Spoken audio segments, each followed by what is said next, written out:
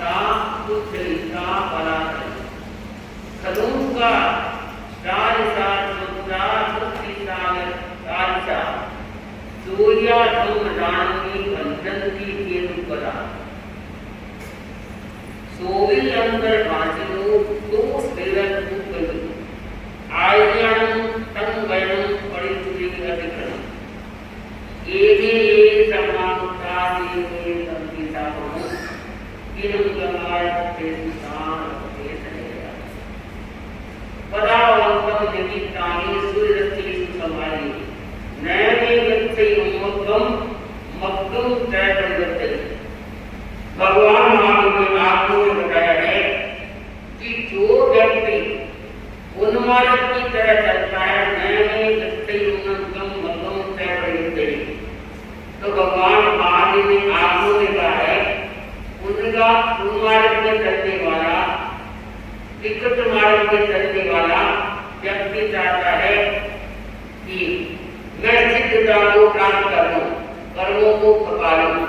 भगवान महावीर ने कहा है जब मार्ग ही सही नहीं है सिद्धांत ही नहीं है वातावरण ही सही नहीं है तो वो अपनी आत्मा को कैसे उजागर करेगा।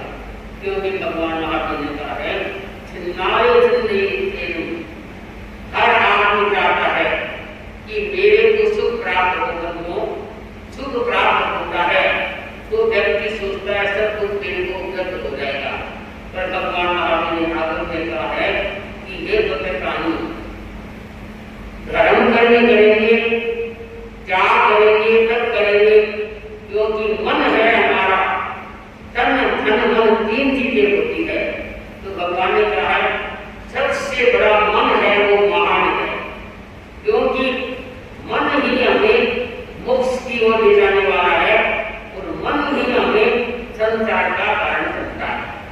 जितना मन में पवित्रता होगी शुद्धता होगी और व्यवहार कुशल होगा शालीनता और क्या है भद्रता होगी ऋजुता होगी तो भगवान महावीर ने कहा है वो व्यक्ति मन को संभाल के रखता है मन में शुद्ध परिणाम रहता है तो क्या करता है वो मन को जो नया निकालता है तो सिद्धता को प्राप्त कर लेता है।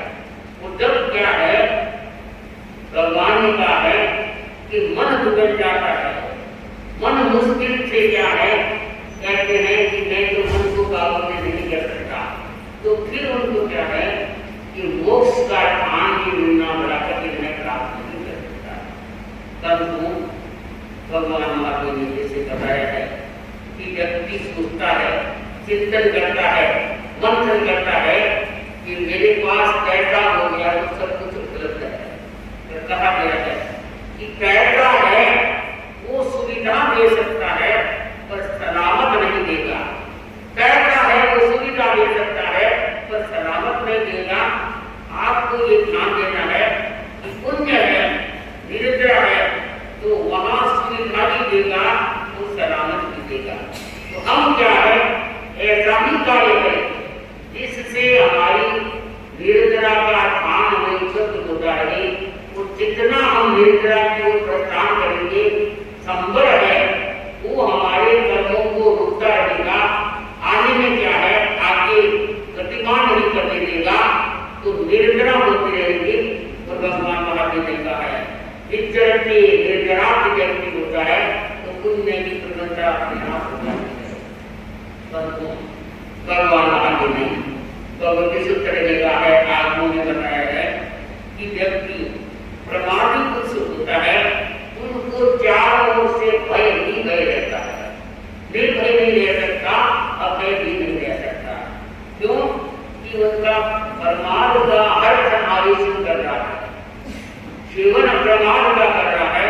तो भगवान ने कहा कि जब धर्म आचरण नहीं है उनसे उत्साह भी नहीं है किसी के करने से धर्म आचरण करता भी है तो अनुत्साह शुरू करता है मैं प्रमाद में रखता है।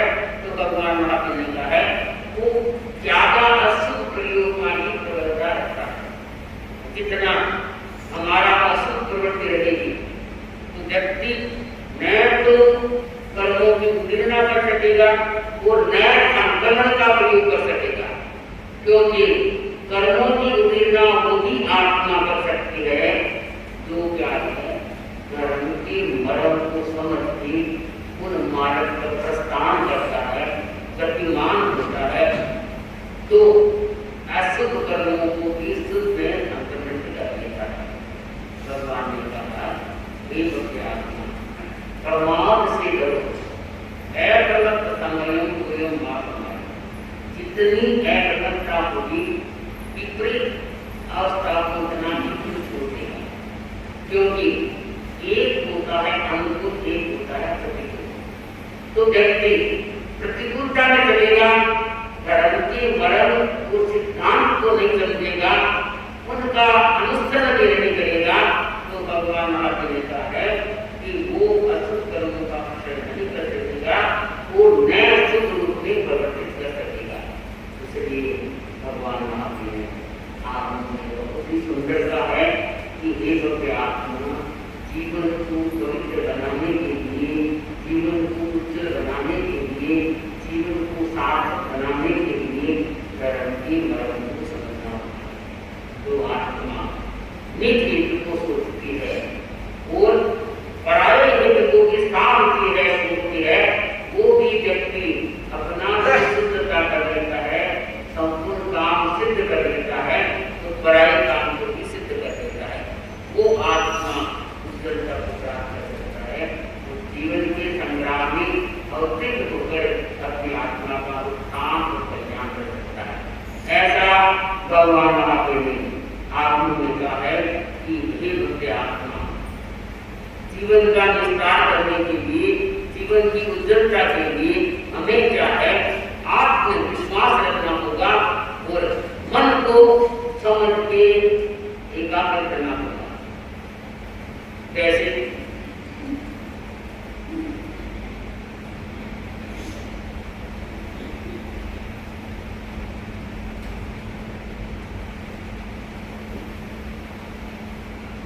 साधना में मन लगाना चाहिए, साधना में मन लगाना चाहिए, सूक्त चेतन को जगाना चाहिए,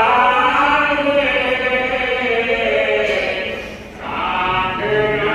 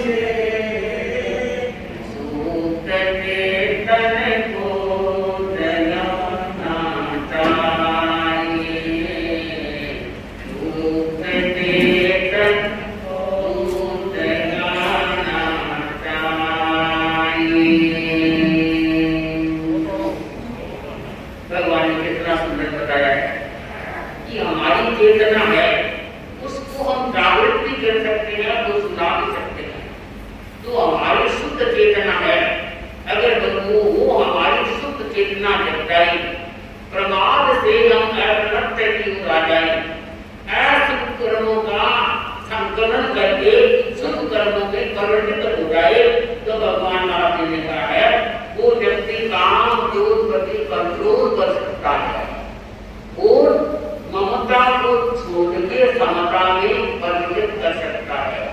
तो हम ममता को छोटे क्यों दिखाई बहनों?